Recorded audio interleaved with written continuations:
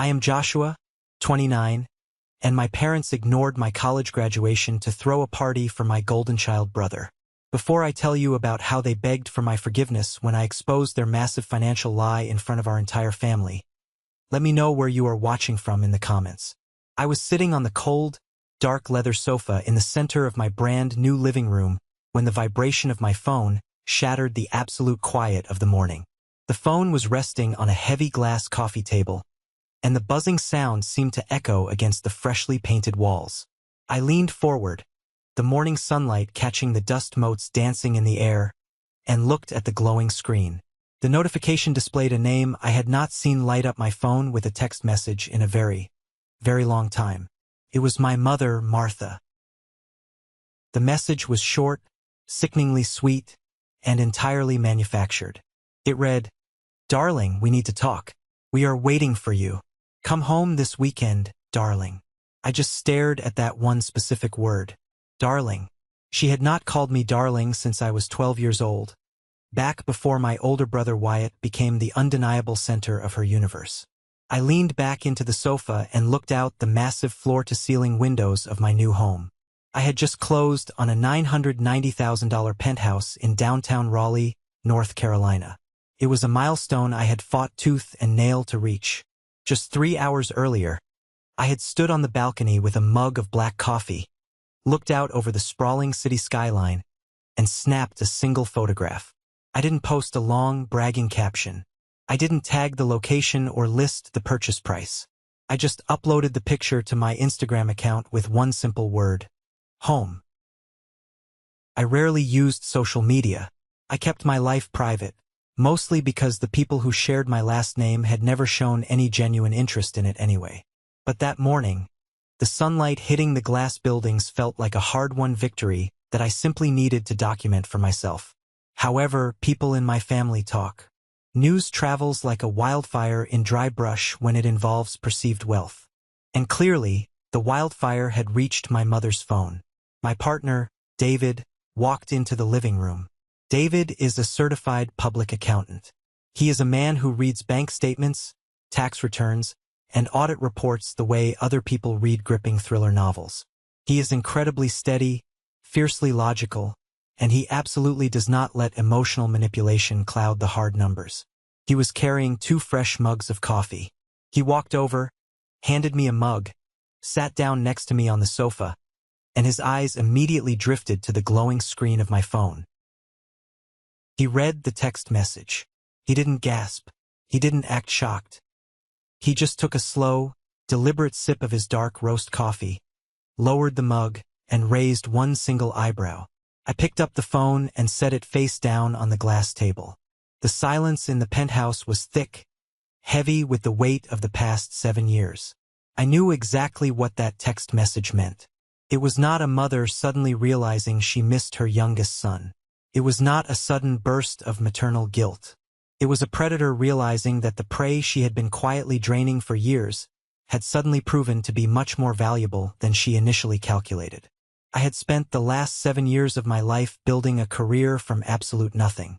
I had survived on cheap frozen vegetables, generic brand rice, and tap water. I had worked my way up the corporate ladder, putting in 60-hour weeks, taking the shifts nobody else wanted, and volunteering for the hardest projects. I earned every single dollar of my salary. Nobody handed me a trust fund. Nobody paid for my college tuition. And certainly, nobody in my family had ever celebrated a single one of my successes. I looked over at David. He knew the entire story. He knew about every late-night panic attack, every incredibly tight budget, and most importantly, he knew about the thick manila envelope sitting on our pristine granite kitchen counter right at this very moment. We had spent the last 3 weeks meticulously putting that envelope together. It contained printed public records, highlighted bank transfer histories, and a heavily documented timeline that proved a betrayal so deep, so fundamentally cruel, that it still made my chest ache physically when I thought about it. "So," David said, his voice calm, anchoring me firmly to the present moment, "what do you want to do about the sudden invitation?" "I am going to reply," I said, my voice sounding much steadier than I felt. I am going to tell her that I will be there on Saturday evening. David nodded slowly. He didn't try to talk me out of it.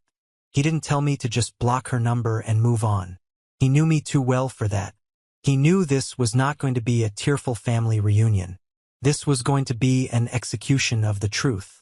They had clearly set a stage for me, expecting the quiet, compliant, ATM machine version of Joshua to walk through their front door, be dazzled by their fake affection, and open his wallet to fund whatever new crisis Wyatt had created.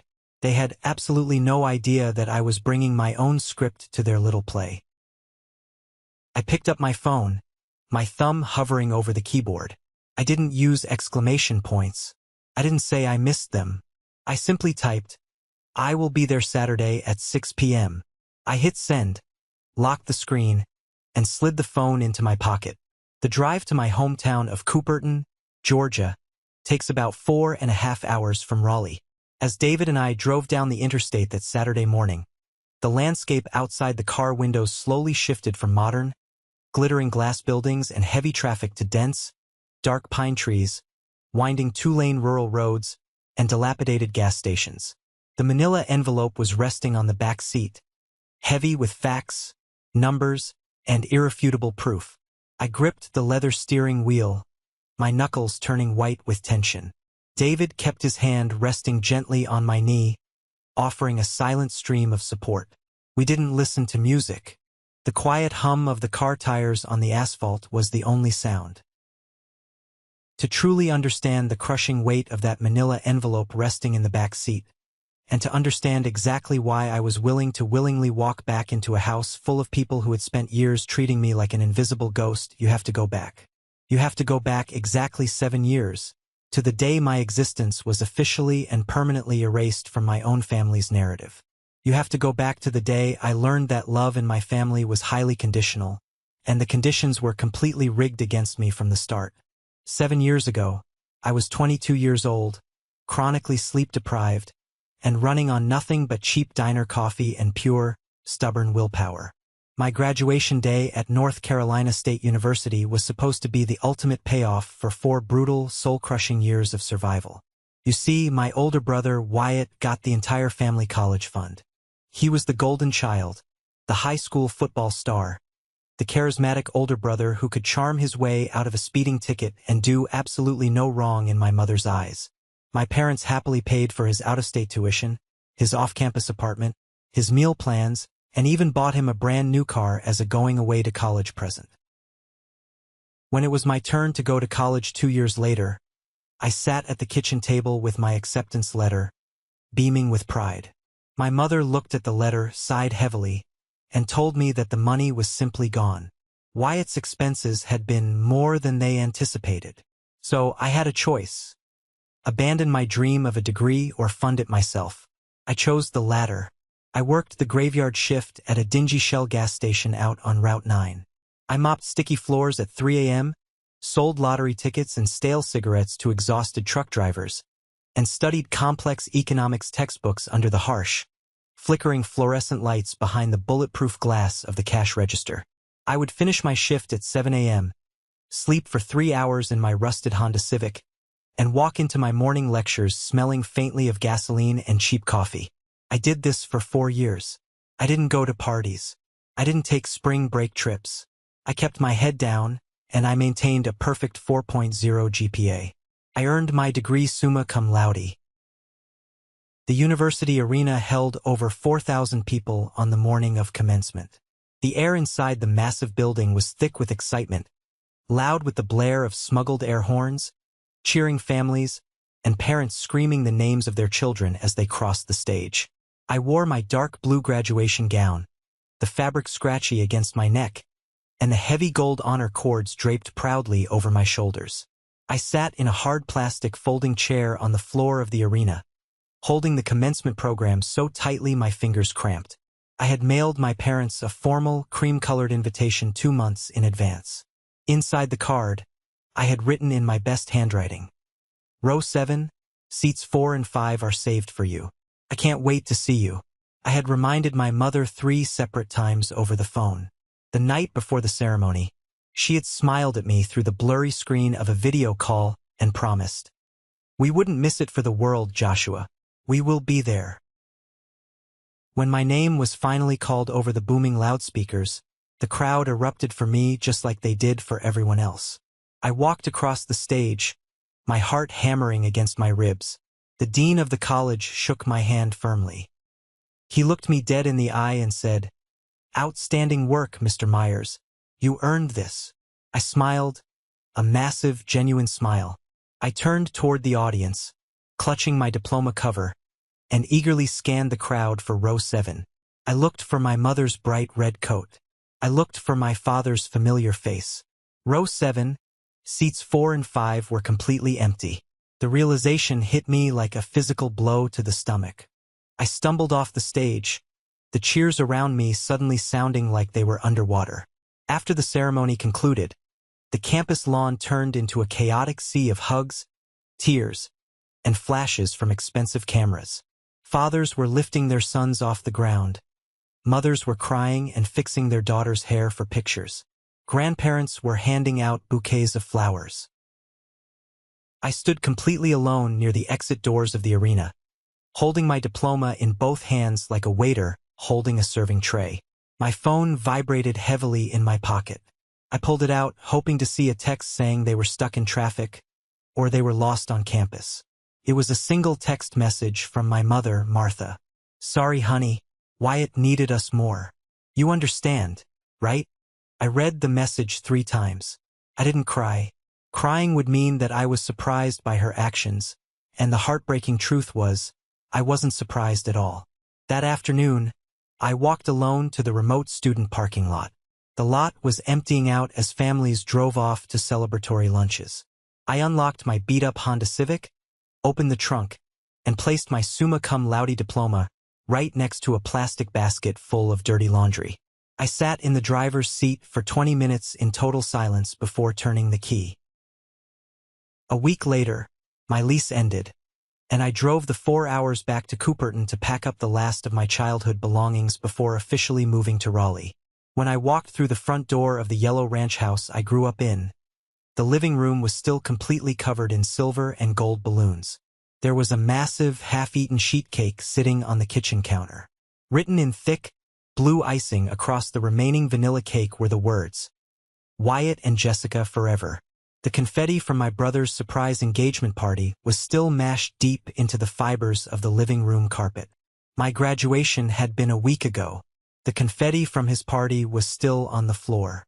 My mother was sitting at the kitchen table, casually folding napkins and flipping through a lifestyle magazine.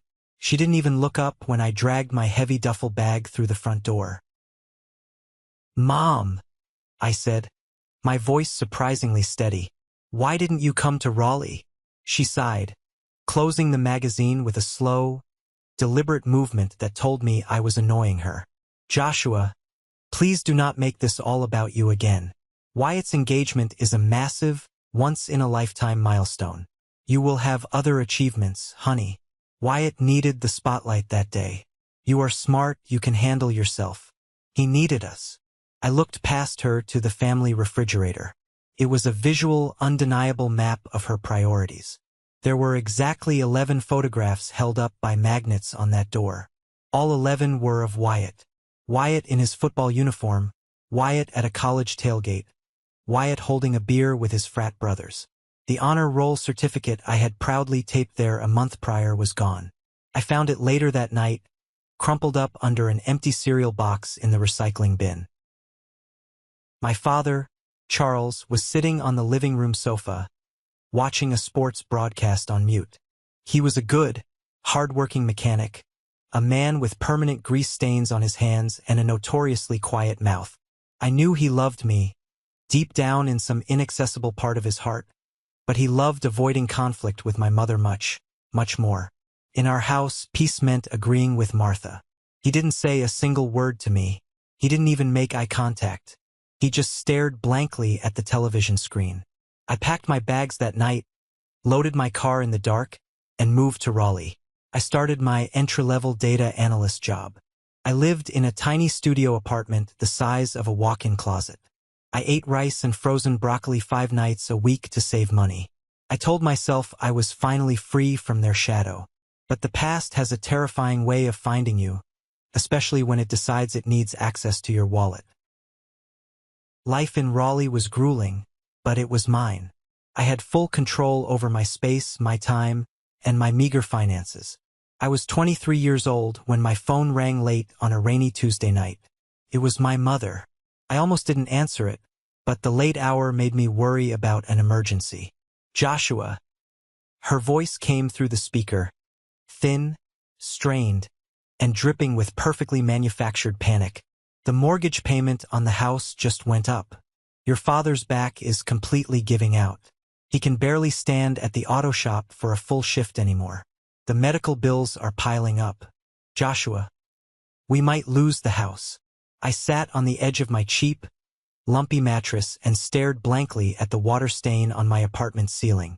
I pictured my father limping around the cold concrete floor of his garage. I pictured the yellow house on Pannon Lane, the front porch where I learned to ride a bike.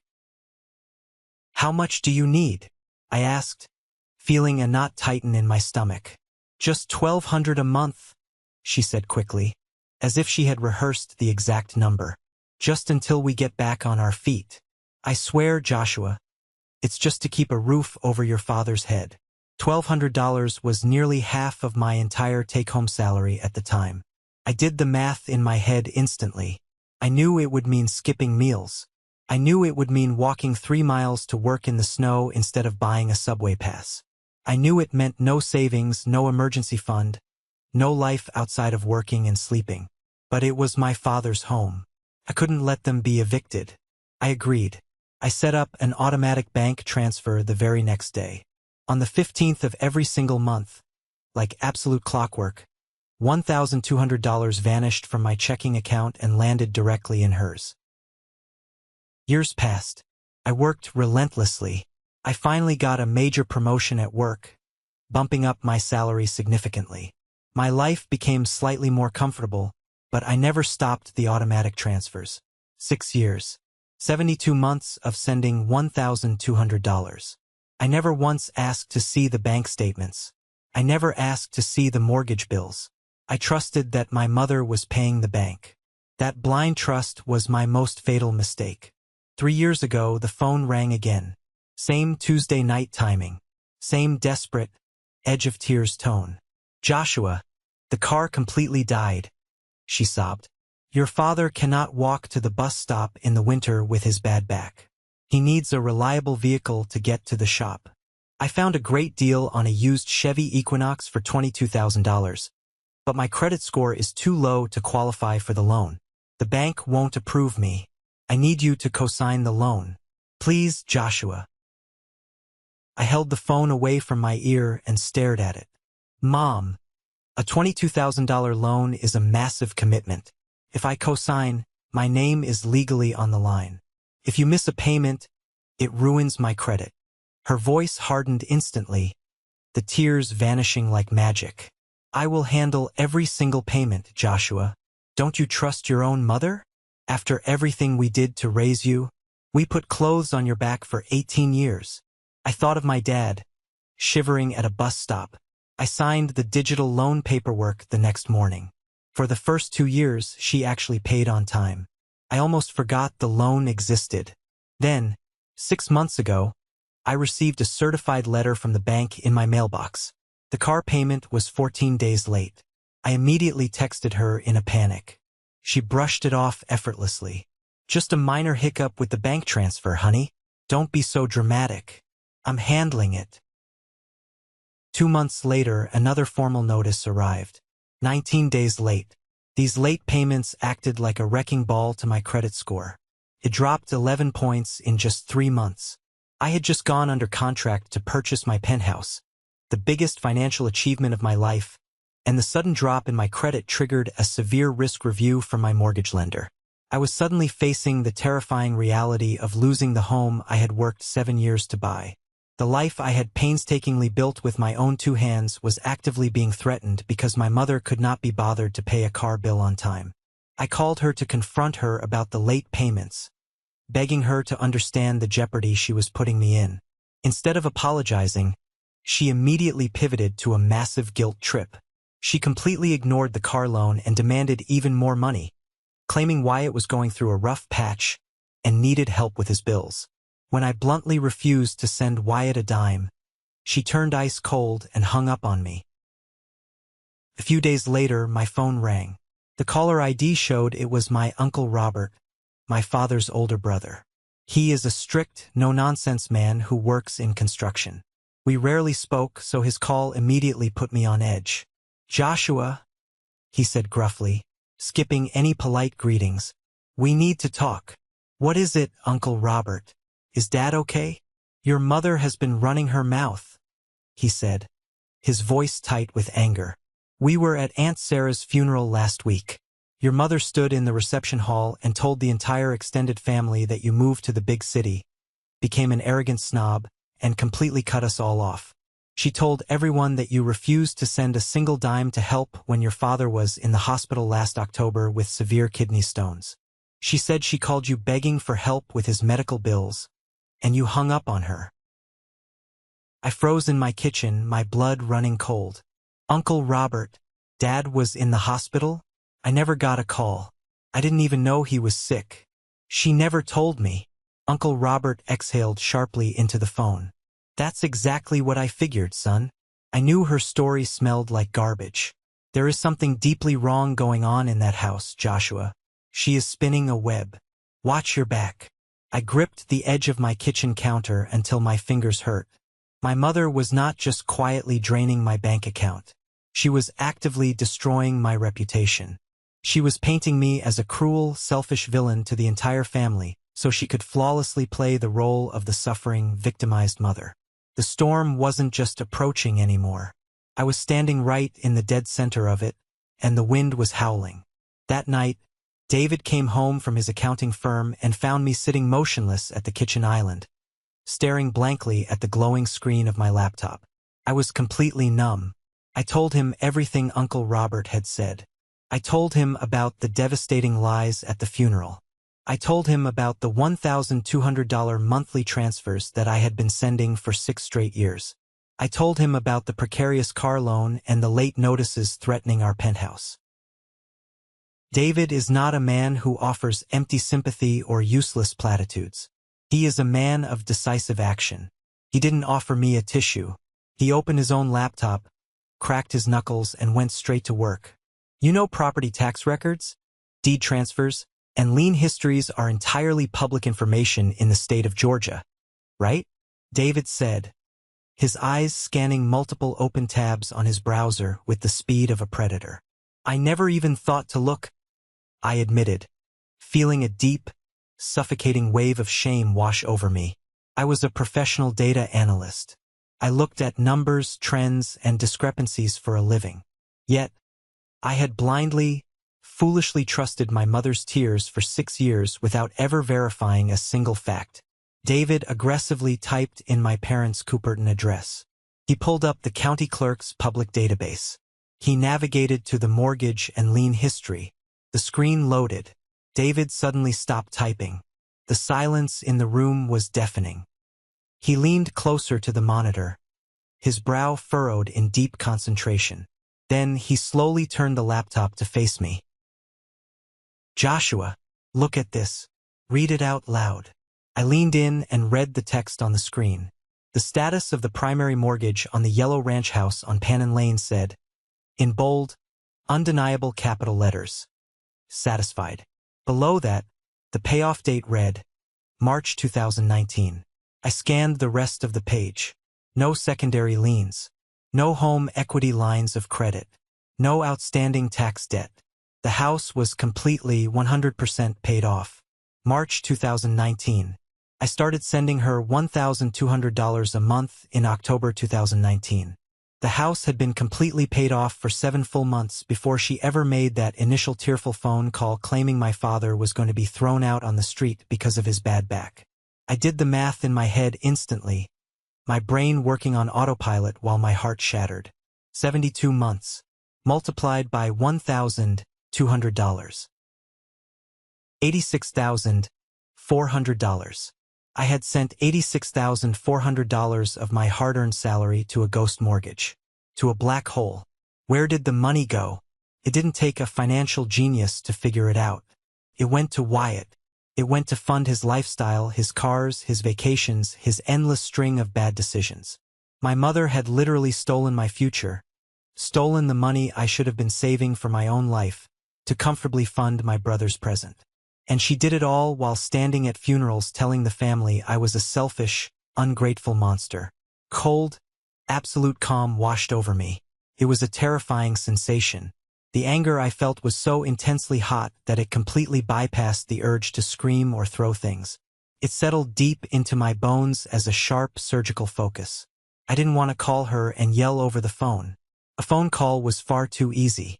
She could just hang up. She could cry, twist my words, and play the victim again. No, I needed an audience.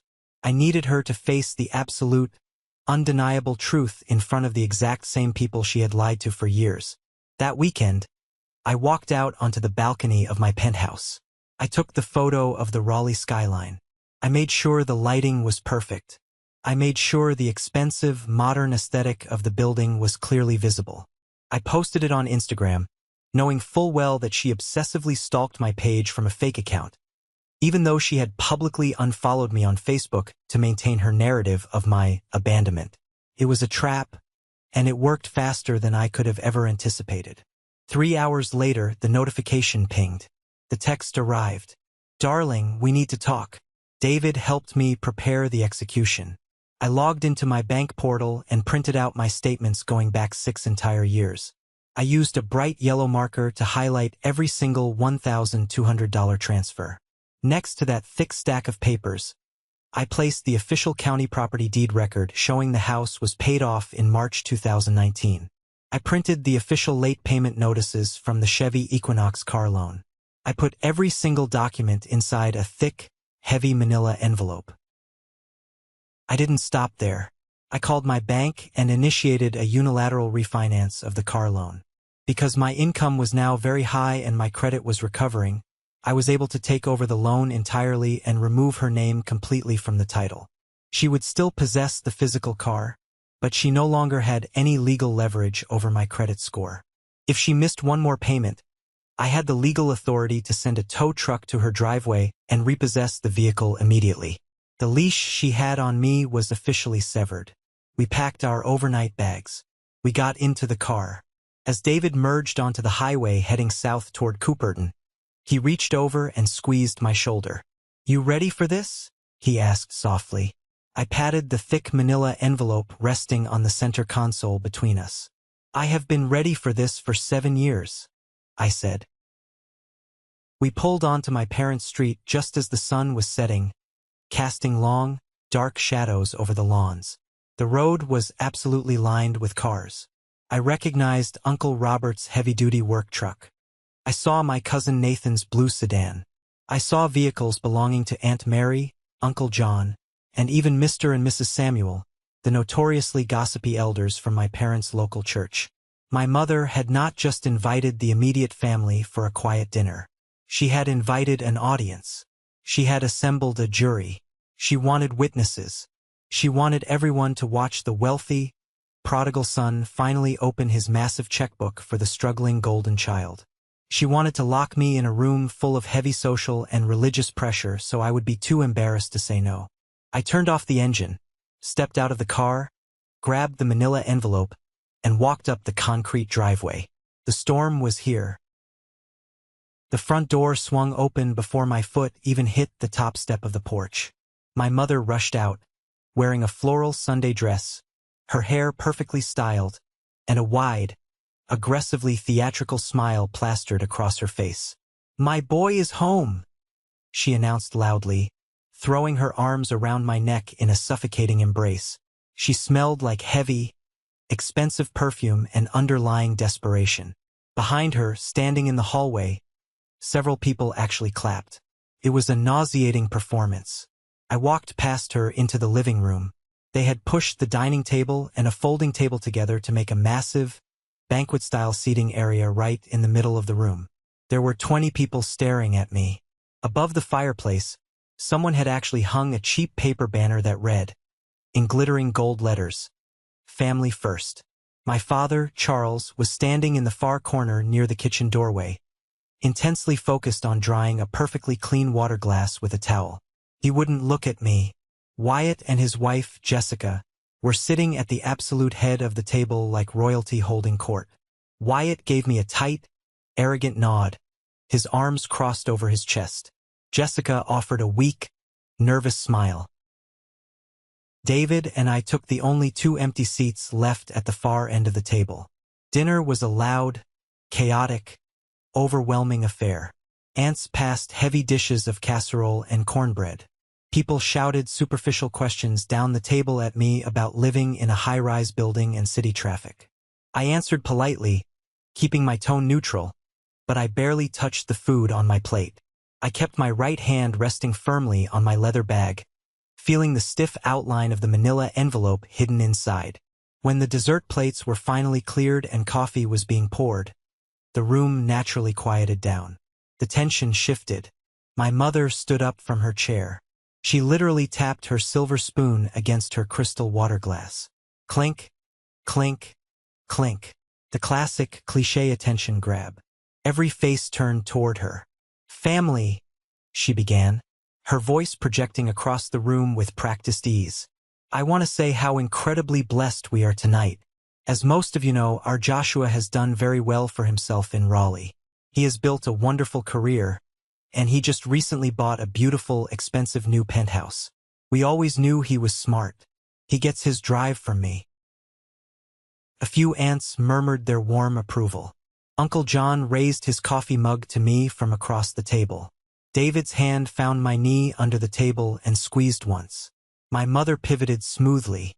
Her smile grew tighter, her eyes locking onto mine with the intensity of a hawk. And because the Myers family always looks out for each other, and because family is first, Joshua has generously offered to step up and help his brother. Wyatt has had a very tough year. He lost his job, the economy is terrible, and things are tight for him and Jessica. But Joshua is going to make sure Wyatt doesn't lose his home. He's going to help them get back on their feet. Isn't that right, Joshua? The entire room turned to look at me simultaneously. 20 pairs of eyes, heavy with expectation, social pressure, and judgment. Wyatt leaned back in his chair, looking incredibly smug, waiting for his payout. Jessica dabbed at her dry eyes with a paper napkin, playing the role of the humble, grateful sister-in-law to perfection. My mother looked down at me with a triumphant, airtight glare. She had cornered me. In her manipulative mind, there was absolutely no way I would embarrass myself or humiliate the family by saying no in front of the church elders and the extended relatives. I stood up slowly. The wooden legs of my chair scraped loudly against the hardwood floor, a harsh, grating sound that cut through the silence. The room was dead silent. I unzipped my leather bag, reached inside, pulled out the thick manila envelope, and placed it flat on the table in front of me. "I did not offer to pay for Wyatt's lifestyle," I said. My voice was calm, devoid of any shouting, but it carried perfectly to the back of the room. "I never said that. Not in a text message, not on a phone call, not in any universe. That is a complete lie." My mother's triumphant smile faltered instantly. A flash of genuine panic crossed her eyes. "Joshua, please. Now is not the time to be selfish. We are family. Family helps family." "Selfish." I repeated the word slowly, letting it hang in the air. I opened the metal clasp of the envelope and pulled out the thick stack of papers. "For the last 6 years, I have transferred $1,200 every single month directly into your checking account, Mom. Every single month without fail. You told me it was to pay the mortgage so Dad wouldn't lose this house." I looked over at my father. He shrank back against the kitchen doorframe, closing his eyes tightly. I turned back to the room and handed the first, brightly highlighted document to Uncle Robert, who was sitting to my immediate left. According to the public county records for Cooperton, Georgia, which anyone in this room can look up online, the mortgage on this house has been paid in full since March 2019. Uncle Robert aggressively snatched the paper. He shoved his reading glasses onto his face. He stared at the official county seal, his eyes scanning the text.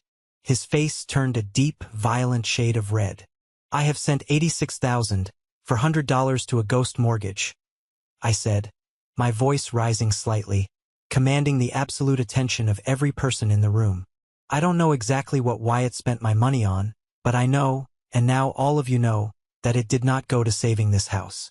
Furthermore, the car loan I co-signed for you because you claimed Dad needed a vehicle? I just refinanced it solely into my name. Your name is off the title. If you miss one more payment, I am sending a tow truck to repossess it. You don't hold my credit hostage anymore." The silence in the room was absolute, suffocating, and terrifying. It was the kind of silence where you could hear the ice shifting in someone's glass of sweet tea. Aunt Mary covered her mouth with both of her trembling hands.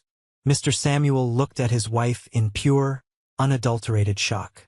My mother's face drained of all color. She looked like the floor had vanished beneath her. "Joshua, you are airing dirty laundry. This is a private family matter. How dare you disrespect me in front of our guests?" "You invited the audience, Mom," I replied coldly, looking her dead in the eye. "You wanted everyone here to watch me say yes to your extortion. So now they get to watch me say no. And they get to see exactly who you are. This is a moment that changed everything, when I finally regained control of my life. Thank you for your patience in getting this far. You are amazing. Please help me like the video and leave a comment with the number 1 below so I know you've been with me this far. This will not only help more people find this story, but also let me know that my experiences are meaningful to someone. Your support is the biggest motivation for me to continue sharing the rest of this journey. The shockwave that hit the dining room was violent, sweeping away decades of carefully maintained secrets. The meticulously constructed illusion of the perfect, loving Christian Southern family shattered into a million jagged pieces right there on the dining room floor. Uncle Robert stood up, slamming both of his heavy, calloused hands flat on the table. The silverware rattled violently against the porcelain plates. He looked directly at my mother, his eyes burning with a fury I had never seen before. "Martha, is this true? Look me in the eye. Did you steal from this boy?" My mother opened her mouth, her jaw working up and down, but no words came out. She looked frantically at Wyatt, silently pleading for her golden child to jump in and provide backup.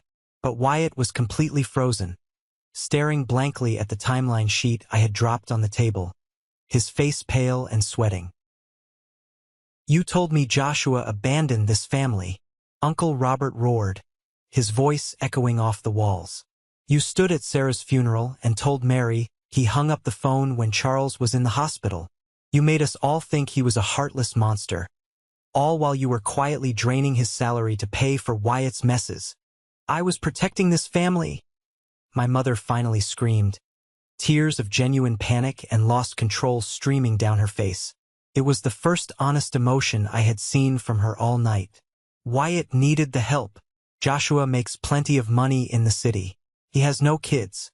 It isn't fair that Wyatt struggles while Joshua buys penthouses. Then, the most shocking movement of the night occurred. My father, Charles, moved. He pushed himself away from the kitchen wall. He walked slowly toward the center of the table. He looked 10 years older, broken, and deeply, fundamentally ashamed. He looked past my mother, ignoring her completely, and locked eyes with me. His eyes were shining with unshed tears. "I am so sorry, Joshua," my father whispered. His voice was gravelly, weak, and filled with a lifetime of regret. "I am so sorry." "Sorry for what, Charles?" Uncle Robert snapped, not letting up the pressure. "For letting your wife rob him blind? For graduation," my father said softly, a single tear escaping and rolling down his cheek. The room went deathly quiet again.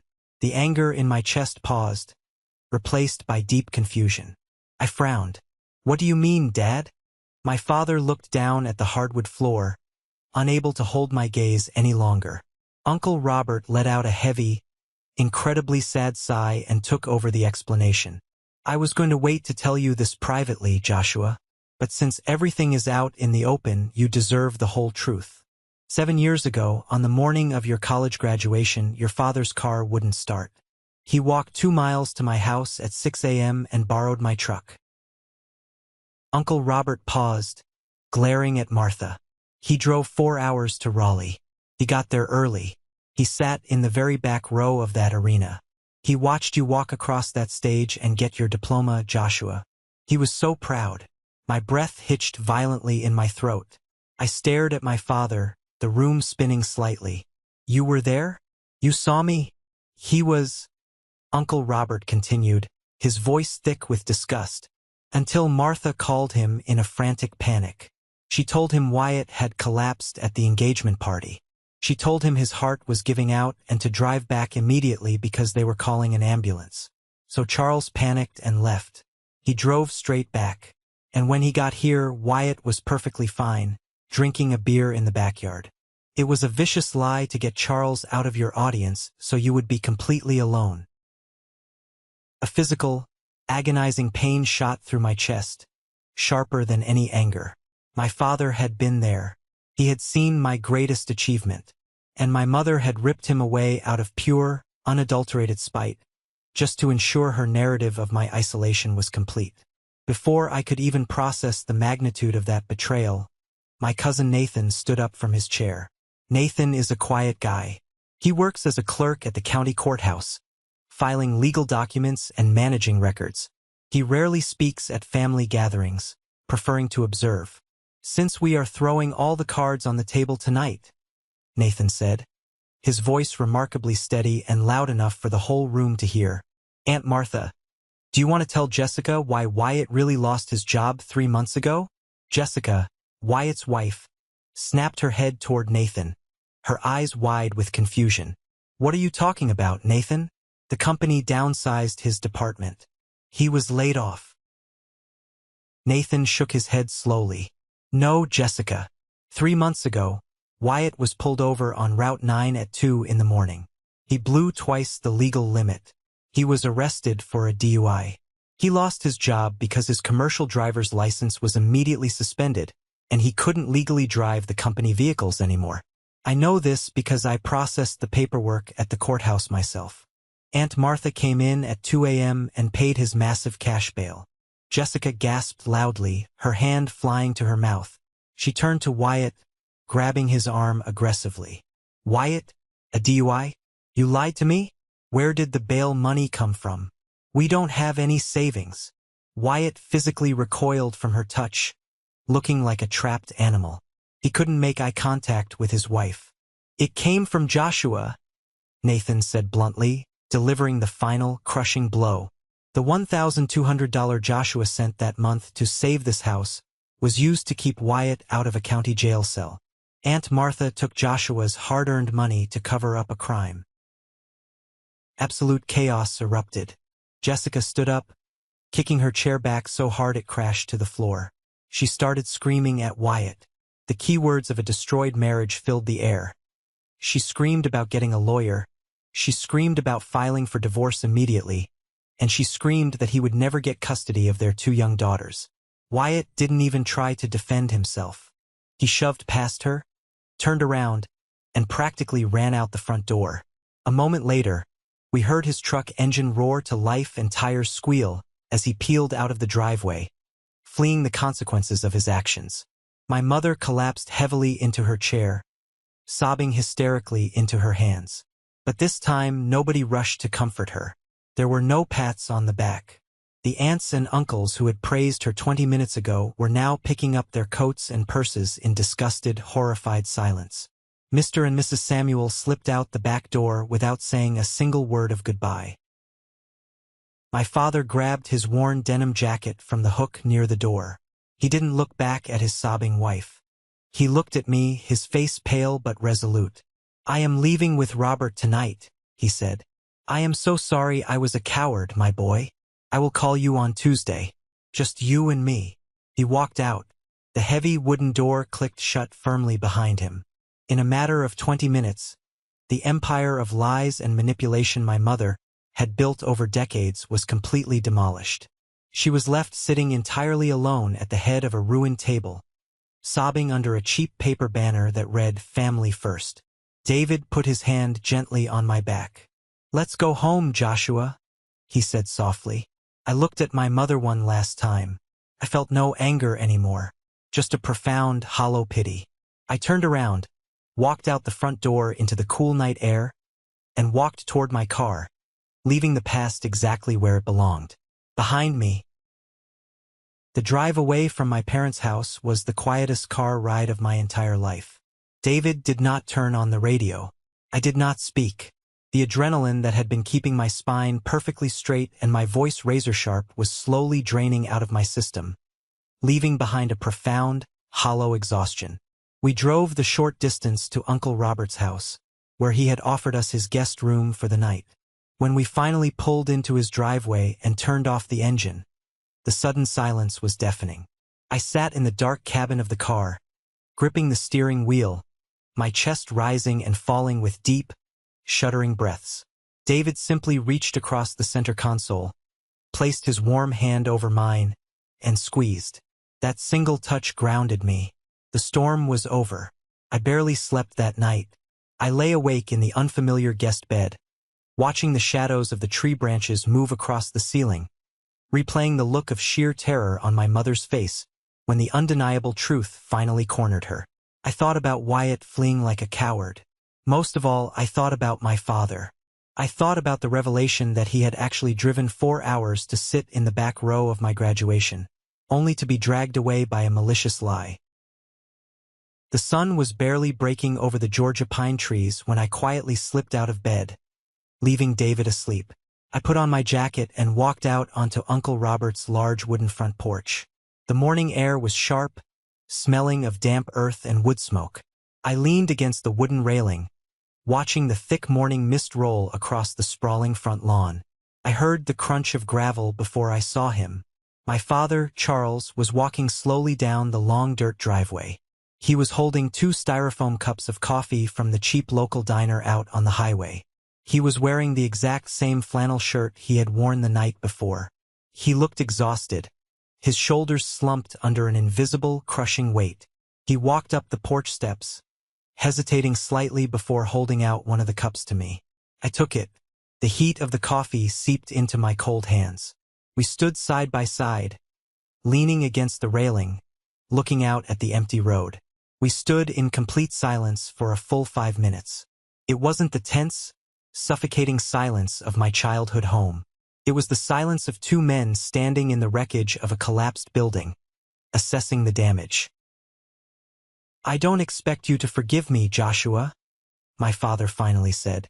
His voice was incredibly rough, scraping against the quiet morning air. I didn't rush to comfort him. I took a sip of the bitter black coffee and waited. I needed him to say the words. "Robert told the truth," he continued, keeping his eyes firmly fixed on the tree line across the road. "I was at your graduation. I saw you walk across that stage. You looked so tall. You looked so proud. And I left. I left because your mother called me screaming, swearing up and down that your brother was in the back of an ambulance. But that wasn't the real reason I left, Joshua." He swallowed hard, his Adam's apple bobbing. He turned his head and looked at me. His eyes were bloodshot, rimmed with deep red. "I left because I was a coward," he said, his voice cracking on the final word. "I have been a coward for 30 years.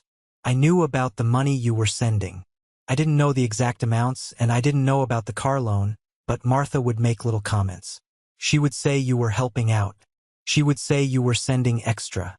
I never once asked where it went. I knew the house was paid off. I knew it. But asking questions meant starting a war with your mother, and I traded your safety for my own peace and quiet." He offered no excuses. He didn't try to justify his actions by claiming he was manipulated. He simply sat with the full, devastating weight of his own failures. "You should have stayed, Dad," I said quietly. "I know," he whispered. "I know." I looked at the older man standing beside me. I saw the deep wrinkles around his eyes, the gray in his hair, the grease permanently stained into the creases of his knuckles. I realized then that holding on to my burning rage toward him was like drinking poison and expecting him to die. It would only destroy me. But forgiveness did not mean foolishness. I was never going to be the blind, compliant son again. "If you want to talk to me," I said, my voice steady and firm, "you can call me on Tuesdays. Just you. Not on speakerphone. Not with Mom in the room. If I hear her voice in the background, I will hang up. If you ask me for money, I will hang up. Tuesdays. Your voice, not hers. That is where we start. Do you understand?" My father looked at me, a profound mixture of grief and deep gratitude washing over his face. He nodded slowly. "Tuesdays. Just my voice. I understand, my boy." He reached over and gripped my shoulder, his rough fingers pressing firmly into my jacket. It was a quick, rough gesture, the way a man communicates when he completely distrusts himself to say anything more. We finished our coffee in silence. An hour later, David and I packed the car and drove back to Raleigh. I watched the Cooperton city limit sign fade away in the rearview mirror, and for the first time in my entire life, I felt like I was driving forward instead of running away. The fallout over the next few months was absolute and spectacular. The truth is a relentless force once it escapes its cage, and in my family, it tore through the remaining lies like a hurricane. I learned the details gradually, mostly through brief, factual text messages from my cousin Nathan and my Uncle Robert. Wyatt's life completely unraveled. The revelation about the DUI and the secret bail money was just the tiny tip of a massive, rotting iceberg. Once Jessica realized that Wyatt and Martha had been actively lying to her about their finances, she started digging through their joint accounts and mail. She found a locked drawer in his home office. Inside, she found the credit card statements Wyatt had desperately been trying to hide. He wasn't just unemployed. He was drowning in severe online gambling debts. He had blown through their meager savings, maxed out multiple high-interest credit cards, and worse, he had secretly drained the small college fund that Jessica's parents had set up for their 2 young daughters. Jessica did not hesitate. She hired a ruthless lawyer and filed for divorce 3 weeks after the disastrous dinner party. She kicked Wyatt out of the house. Because of his documented DUI, his lack of employment, and his severe gambling addiction, the custody battle was incredibly short and entirely one-sided. Jessica was granted full primary custody of the girls. Wyatt was granted supervised visitation every other weekend, and he was ordered to pay child support with money he simply did not have. He ended up moving into a dingy, cheap motel on the outskirts of town, his golden boy image completely and permanently shattered. He had spent his entire life expecting a grand inheritance and endless bailouts, and now he had absolutely nothing.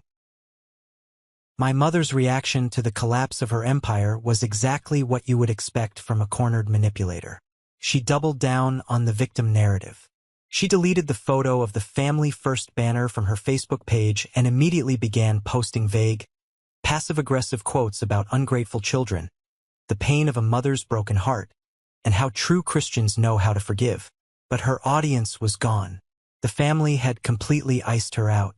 Uncle Robert refused to take her calls. Aunt Mary publicly told her to stop showing her face at the church potlucks until she paid me back every single dime she stole. The social standing she prized above all else was completely gone. She tried to contact me, of course. 2 weeks after the dinner, my phone buzzed with a long, rambling text message from her. She didn't apologize for lying about the mortgage. She didn't apologize for ruining my credit. Instead, she wrapped her actions in a thick layer of justification. She wrote about the immense pressure she was under. She wrote about how she was just trying to keep the family together. She wrote, "I did what I thought was best, Joshua.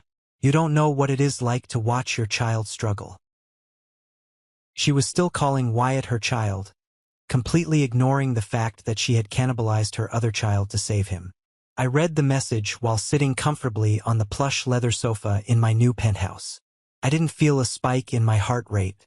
I didn't feel the old, familiar urge to justify my existence to her. I simply tapped the settings on my phone and put her contact on Do Not Disturb. I didn't block her entirely.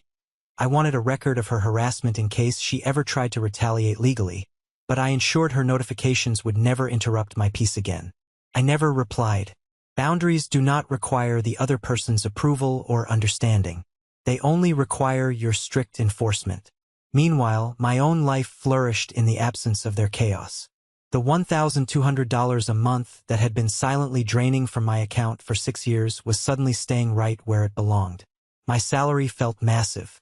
Without the burden of the fake mortgage, I aggressively paid down the remaining balance on the Chevy Equinox, completely closing out the loan. Within 4 months, my credit score bounced back entirely. My career accelerated. I poured the energy I used to spend worrying about my parents' fake financial crises into my work. 6 months after the dinner, I earned a massive promotion to senior data architect, coming with a significant salary bump and stock options. David and I celebrated by booking a 2-week vacation to Italy, paying for the flights and the luxury hotels in cash. The penthouse, which had once felt like a fragile dream constantly under threat by my mother's financial sabotage, finally felt solid. Felt real. Every time I walked through the heavy oak front door, dropped my keys on the counter, and looked out at the glowing Raleigh skyline, I felt a deep, profound sense of safety. I had built this sanctuary brick by brick, paycheck by paycheck, entirely on my own.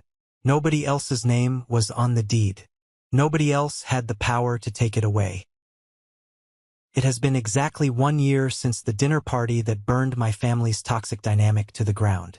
Last Sunday afternoon, I was doing some deep cleaning in the penthouse. I was unpacking the very last cardboard box that had been sitting shoved in the back of my walk-in closet since moving day. It was a box filled with old college textbooks, tangled phone chargers, and random keepsakes I hadn't looked at in years. I reached the bottom of the box, my fingers brushing against a piece of thick, stiff paper. I pulled it out and held it up to the light pouring in from the bedroom window. It was the original cream-colored graduation invitation from North Carolina State University. The gold lettering across the front was still bright and immaculate. I slowly opened the card. Inside, written in my neat, 22-year-old handwriting, were the words, "Row 7, seats 4 and 5 are saved for you. I can't wait to see you." I stood in the quiet of my bedroom, holding the physical evidence of the most painful day of my youth. I expected the familiar ache in my chest. I expected the old resentment to rise up and choke me. But it didn't.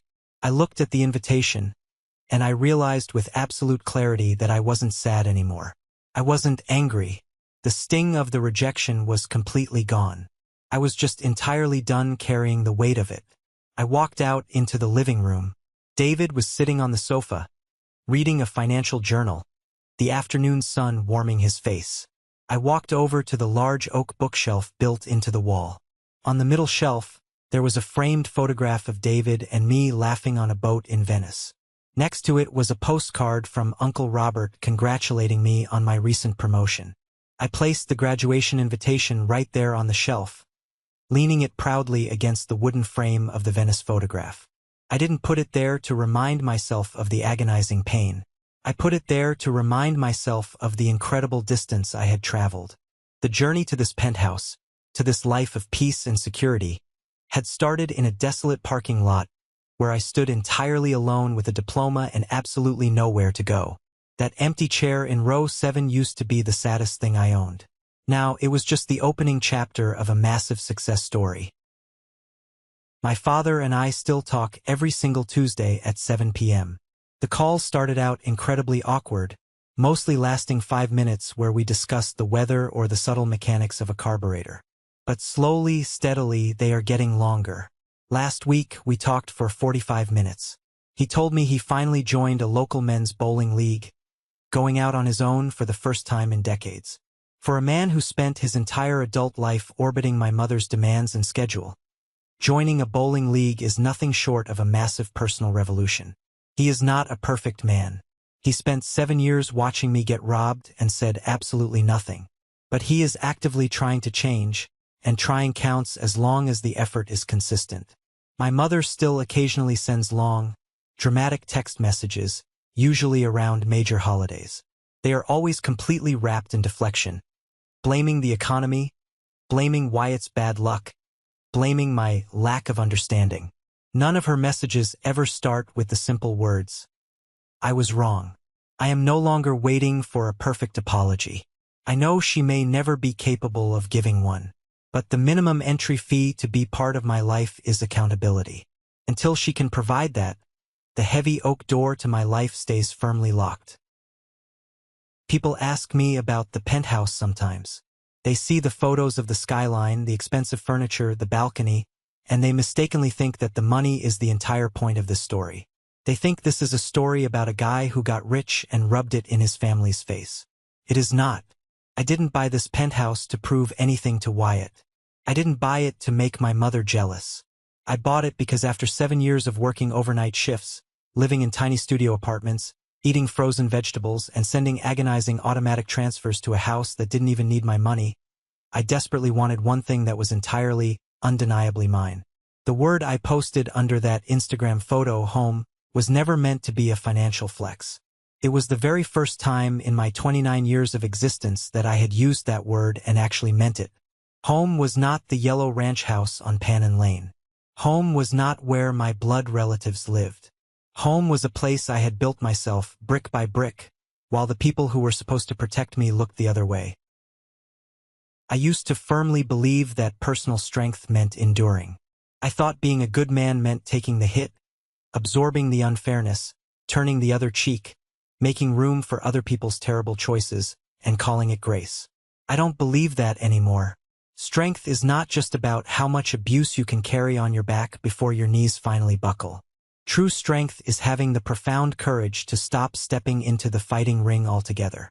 It is the ability to look at the people who gave you life and say, "I love you, but I will not set myself on fire just to keep you warm. I am finally standing in the light. My name is Joshua, and for the first time in my life, nobody else gets to write my story. Thank you for staying with me until the very end of this journey. Sharing this hasn't been easy, but I know I am not the only one who has walked this path. If there is one crucial lesson I want you to take away from my experience, it is this. Your worth is not defined by how much financial or emotional abuse you are willing to tolerate from the people who share your DNA. Toxic behavior does not suddenly become acceptable just because the person doing it is called mom or dad. Setting strict boundaries is not an act of betrayal.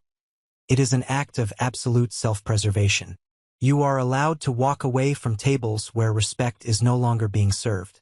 You are allowed to protect your peace, your hard-earned salary, and your mental health. I would love to hear your thoughts on this. What is the most important lesson you took away from my story? Have you ever had to set a difficult boundary with a family member? Please share your perspective in the